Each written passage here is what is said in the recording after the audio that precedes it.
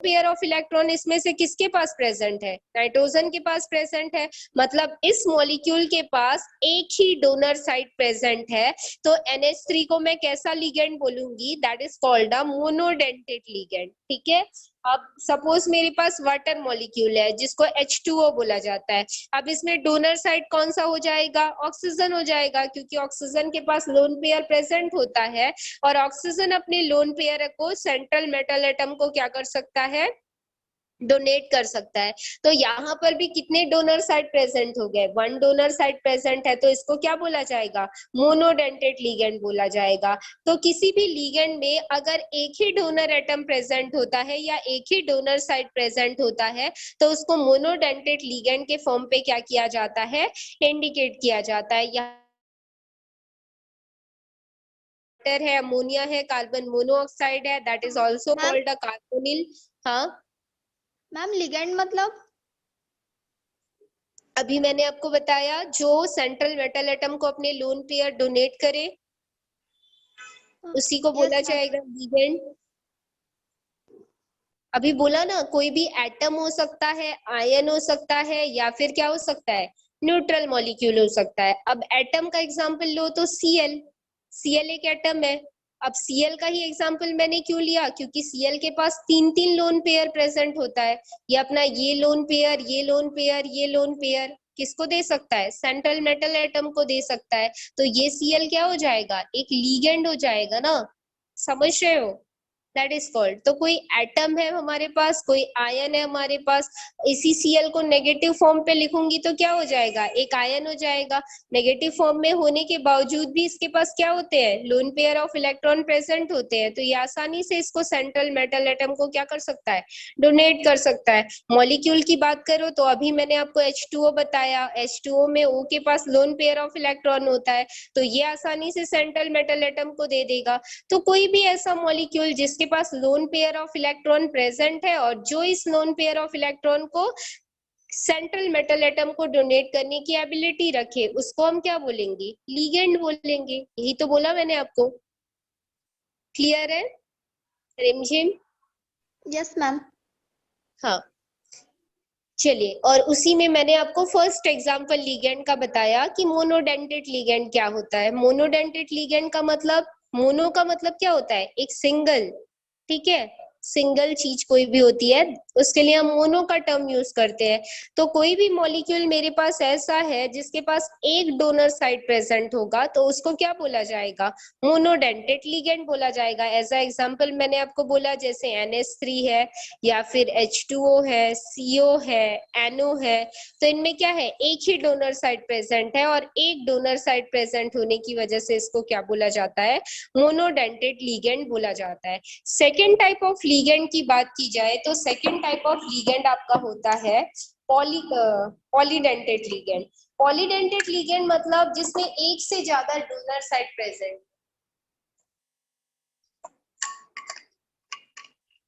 अब एक से ज्यादा डोनर साइट देखो, मैं कोई केमिकल फॉर्मूला लिखती हूँ।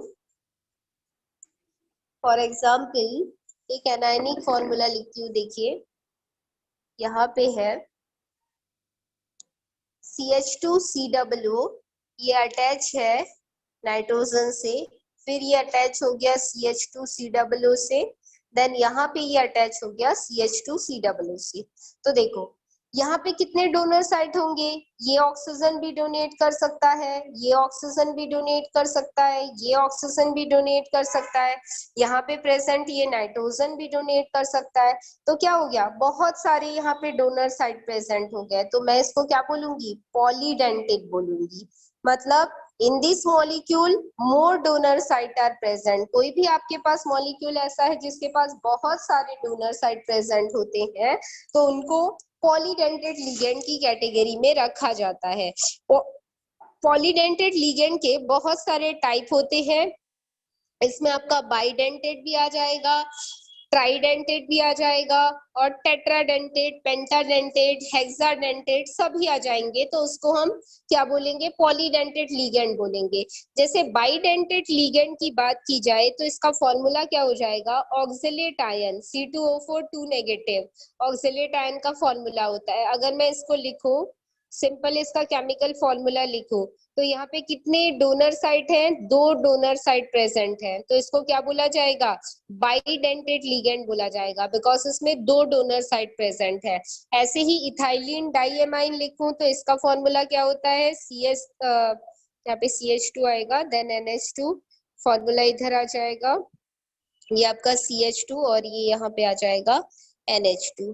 ठीक है, तो ये आपका इथाइलिन डाइएमीन है। इसमें कितने डोनर साइट है, लोन पेयर इस नाइट्रोजन के पास प्रेजेंट है और इस नाइट्रोजन के पास प्रेजेंट है, तो कितने डोनर साइट हो गए, 2 डोनर साइट हो गए। ठीक है, तो ये कौन से लिगेंड की कैटेगरी में आएगा, बाइडेंटेट लिगेंड, मतलब ये दोनों के दोनों सेंट्रल मेटल एटम को अपना loan pair of electron donate करके कोऑर्डिनेट बॉन्ड बनाने की एबिलिटी रखते हैं। दैट मीन्स ये कोऑर्डिनेशन बॉन्ड क्या कर सकता है, किसी भी ट्रांजिशन मेटल के पास बना सकता है, क्योंकि ये अपने लोन पेयर ऑफ इलेक्ट्रॉन को डोनेट करेगा और जो डी ब्लॉक एलिमेंट होगा उस लोन पेयर ऑफ इलेक्ट्रॉन को क्या करेगा, गेन करेगा, क्योंकि डी ब्लॉक एलिमेंट के पास क्या प्रेजेंट होता है, वैकेंट डी ऑर्बिटल, और उस लोन पेयर ऑफ इलेक्ट्रॉन को गेन करने के बाद उस इलेक्ट्रॉन को वो रखेगा कहाँ पे, वैकेंट डी ऑर्बिटल पे रखेगा। इसके बाद यहाँ पे ट्राइडेंटेट लिगेंड का भी एग्जाम्पल दिया गया है।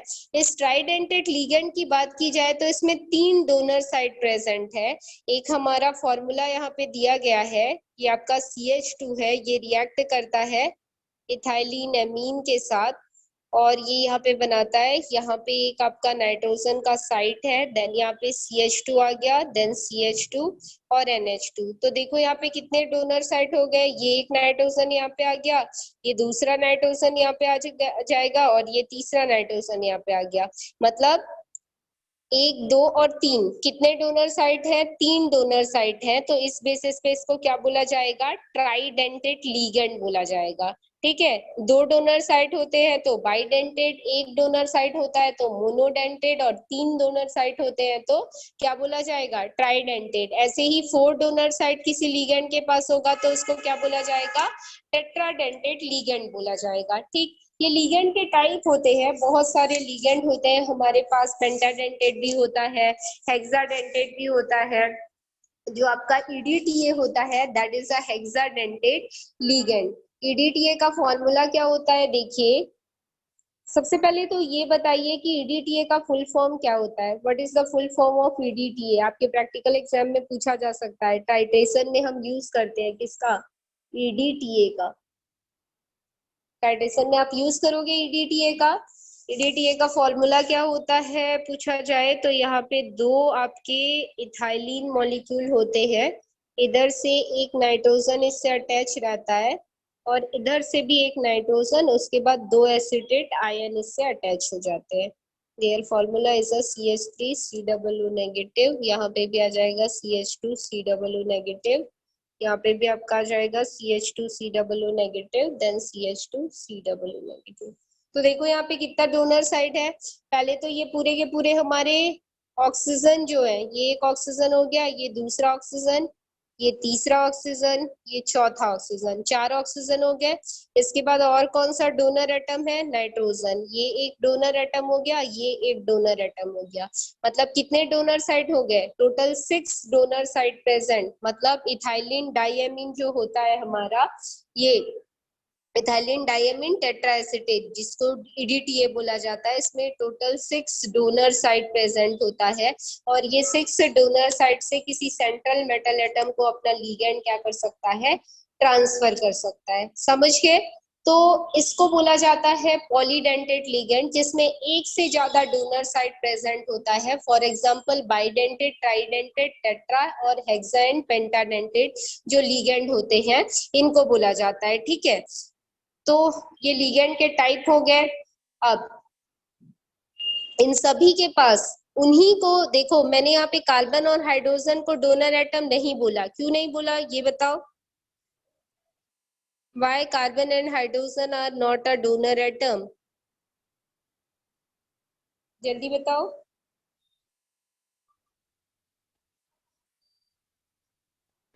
क्योंकि मैम इसमें डी और डी ब्लॉक का आएगा ना। नहीं, ये आंसर नहीं है। देखो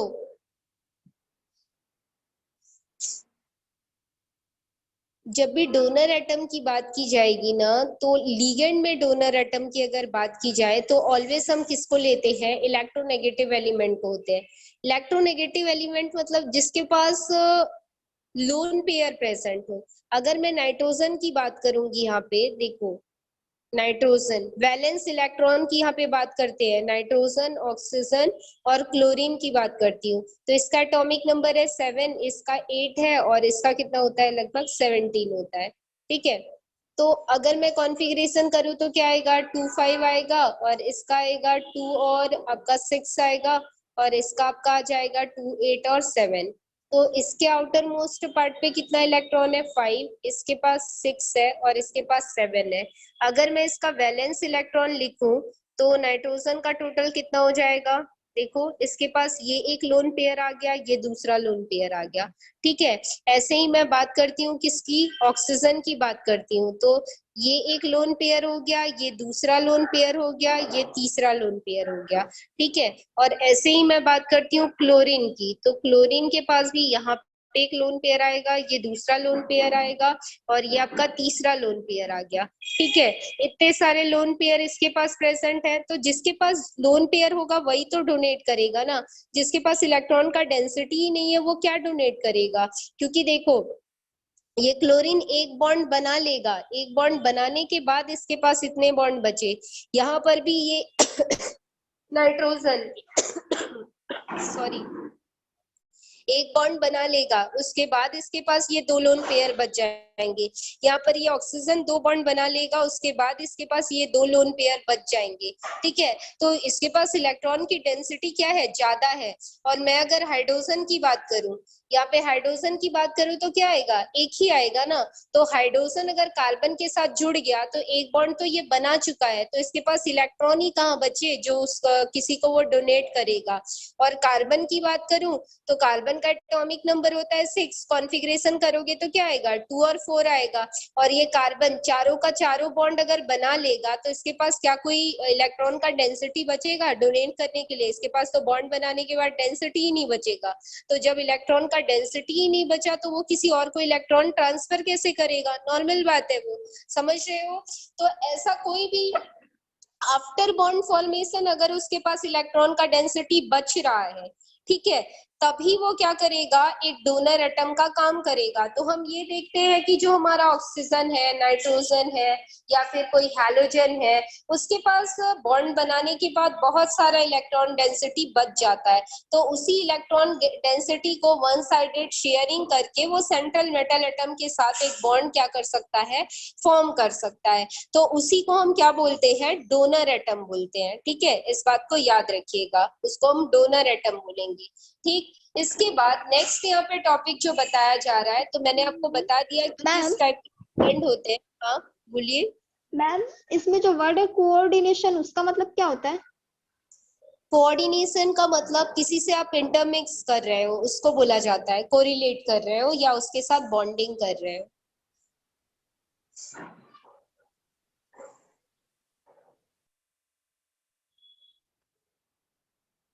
और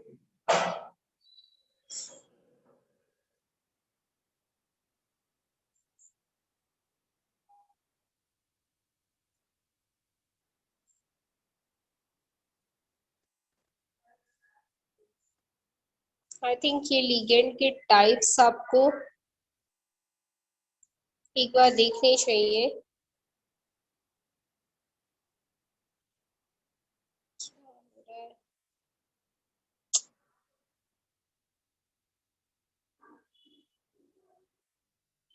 रुकिए 2 मिनट।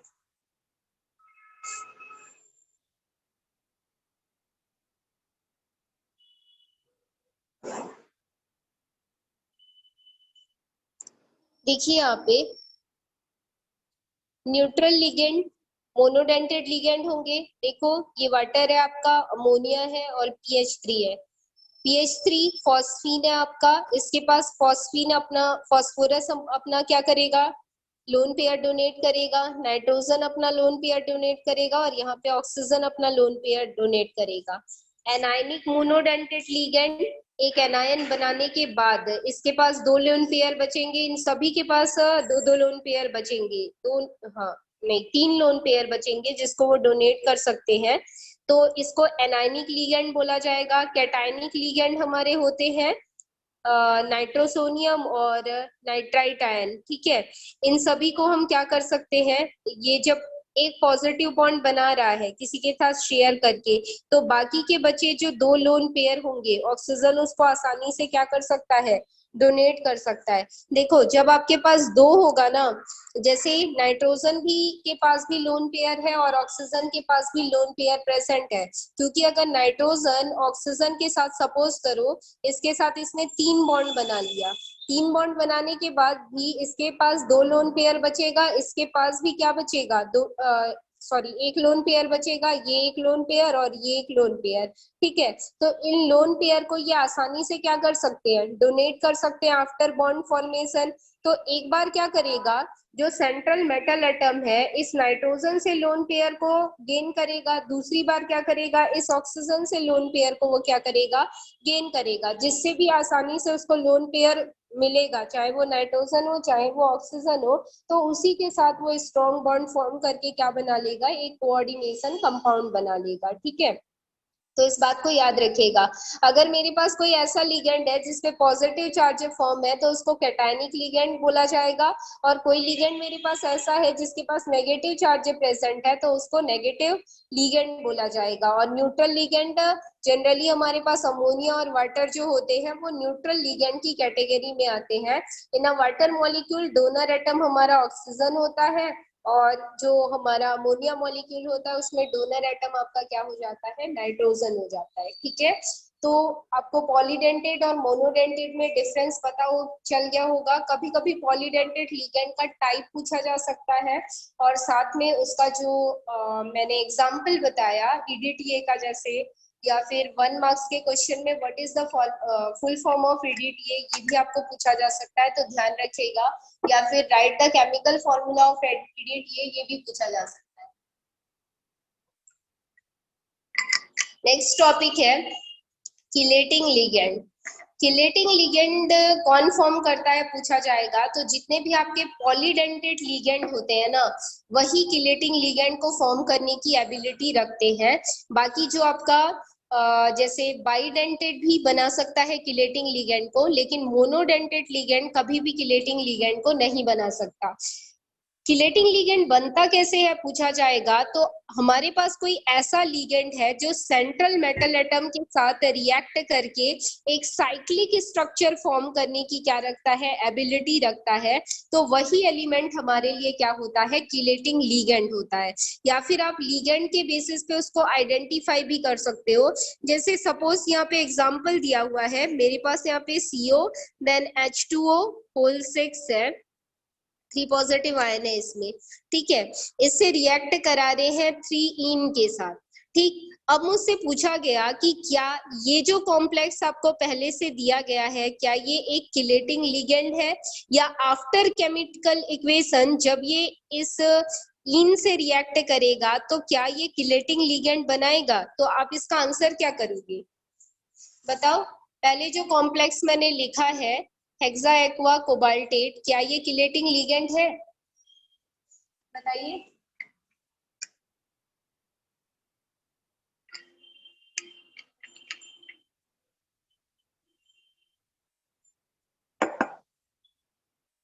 है या नहीं है, अभी मैंने बोला भाई पॉलीडेंटेट लिगेंड।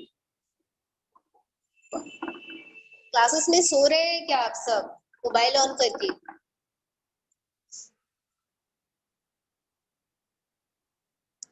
मैम क्वेश्चन एक बार और बोलो तो। मैंने ये पूछा, ये आपका कोबाल्ट, देन यहाँ पे मैंने लिखा था H2O का होल 6, और यहाँ पे मैंने लिखा था 3 पॉजिटिव चार्ज। मैंने पूछा क्या ये आपका किलेटिंग लिगेंड है। यस मैम है। Yes ma'am. किलेटिंग कॉम्प्लेक्स है या नहीं है, हाँ या ना में बताओ। मैम है। कैसे,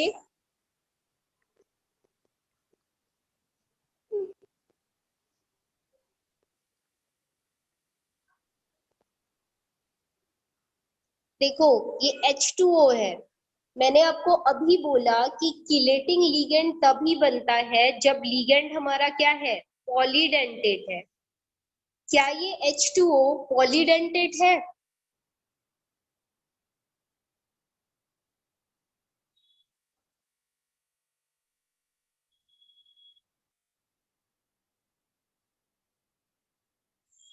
बताइए यस मैम। Yes ma'am. कैसे पॉलीडेंटेट होगा?